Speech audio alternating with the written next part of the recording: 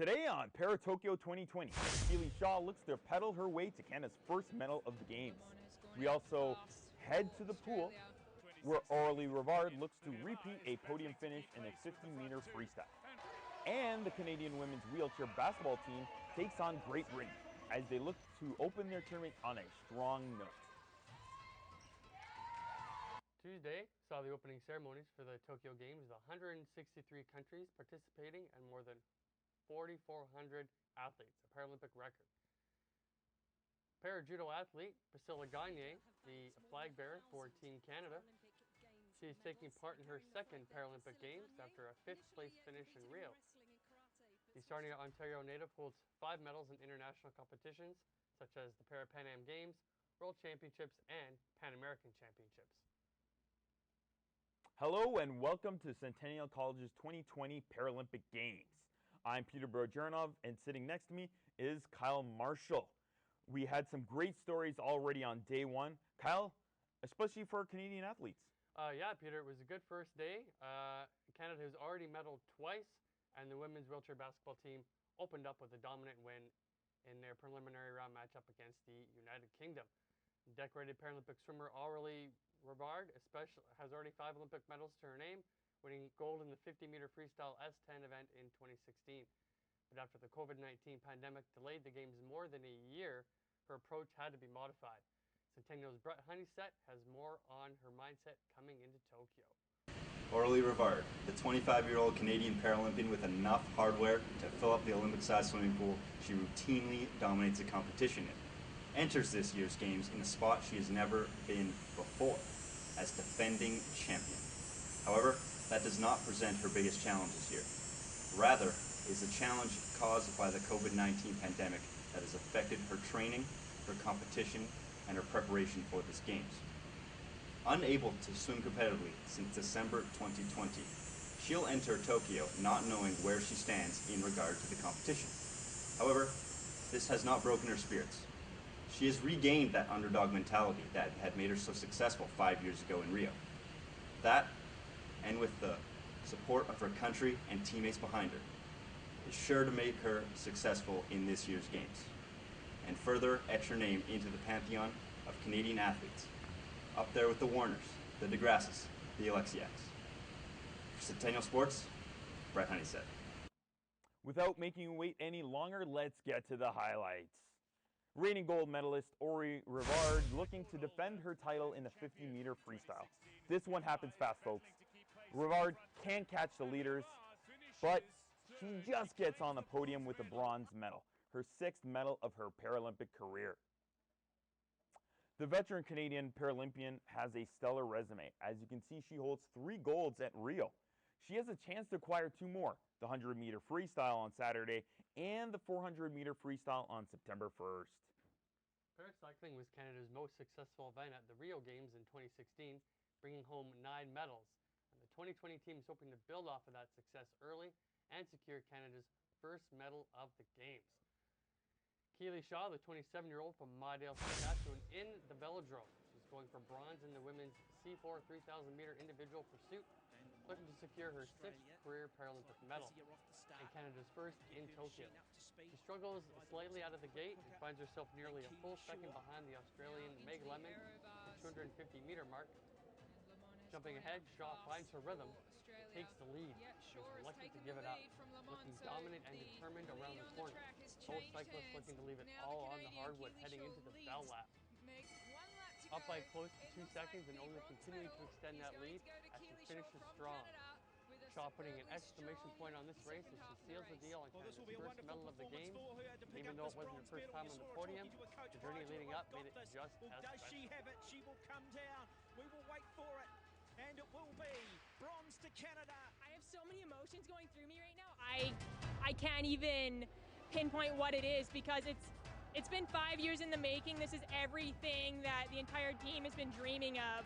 I'm so fortunate to be here. You know, there was a lot of questions of are the Games going to go ahead? What is prep going to look like? And to finally see all of our work for the past 5 years come to fruition and end up with Canada on the podium and Canada's first medal, I couldn't be prouder to be from the Great White. Although the Canadian women's wheelchair basketball team began preliminary round action on Wednesday against Great Britain, the squad's road to Tokyo began long before Wednesday's game. COVID-19 posed many challenges to their training schedule, but as always, the team adapted. Earlier this year, I caught up with both men's and women's team to find out how they were preparing for Tokyo. Times have changed. We're used to being together, hand in hand, able to communicate side by side, teams working in unison. Hi, I'm Peter Bojanov from the Toronto Observer. Both of Canada's women's and men's wheelchair basketball teams have found the past year to be a challenge, both mentally and physically. With social distancing rules, they've had to adapt, finding new ways to train, communicate, and give themselves a mental break from it all. Players training during the past year have ranged from practicing on specific drills, from ball handling to their fitness, working out by themselves at home to ensure they are in top shape for Tokyo. During the past summer, getting help from their local church or gym for special access. Training alone, they've been using walls as passing targets and have had to be their own rebounder. The increased time at home has reinforced their love for the sport. Many have gotten an exemption from the government that's allowed them to get 2 COVID tests a week and continue training at the Toronto Pan Am Sports Centre. They have still had to be mindful of their social distancing, and even though they can't train in groups, they are working on their conditioning. During the early stages of the pandemic, each of the athletes have found new ways to get their workouts elsewhere, from gardening, hiking, and mountain biking, and other ways as well. It's helped them for their cardio, keeping up their strength, as well with the mental side of it.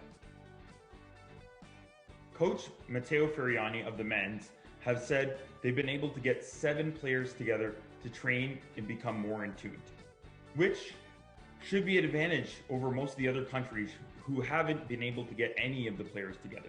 We want to say good luck to both women's and men's wheelchair basketball teams.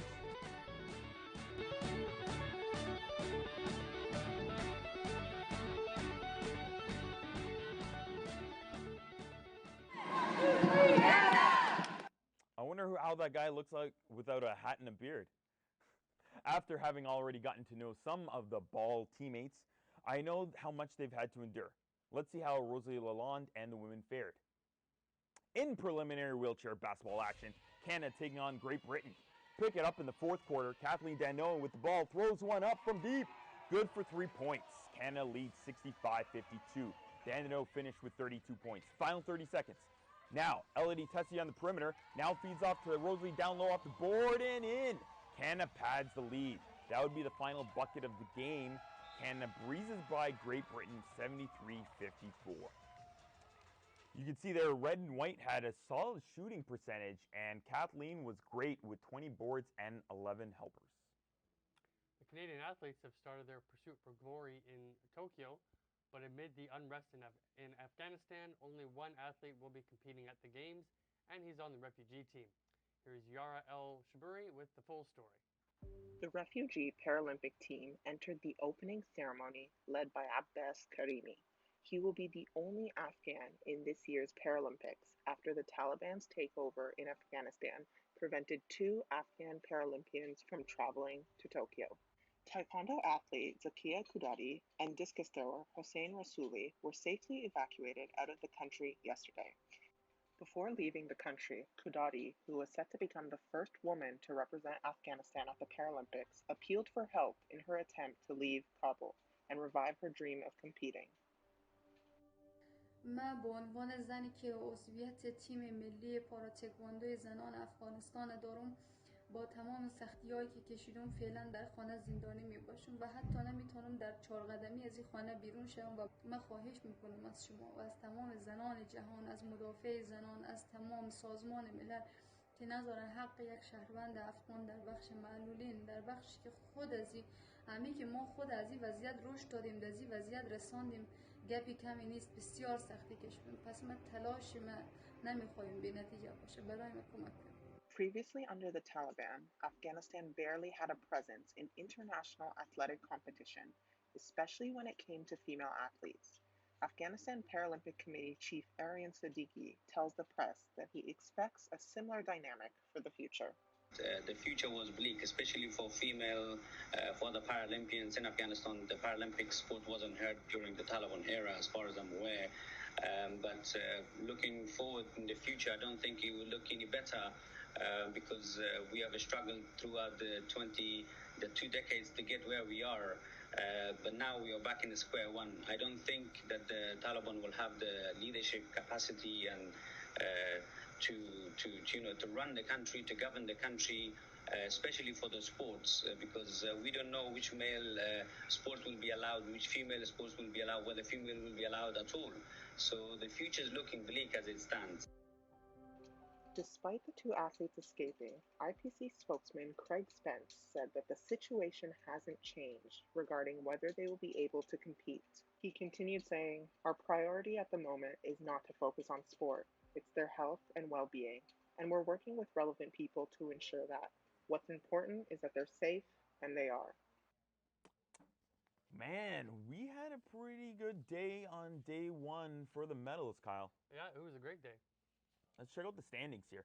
So you can see China leads the way with 23 medals, followed by the Brits with 17, and Canada sits all the way in 24th with 4 medals. A foreign athlete participating in the Paralympic Games has reportedly been hospitalized with non-severe symptoms of COVID-19. I think you can actually, we'll have more on that in our next episode. Also, check out the Toronto Observer, where we've got many stories on our athletes. Rory Sumner has a great piece on, I believe, Pierre Mainval, who finished competing in the 4th and his final wheelchair fencing.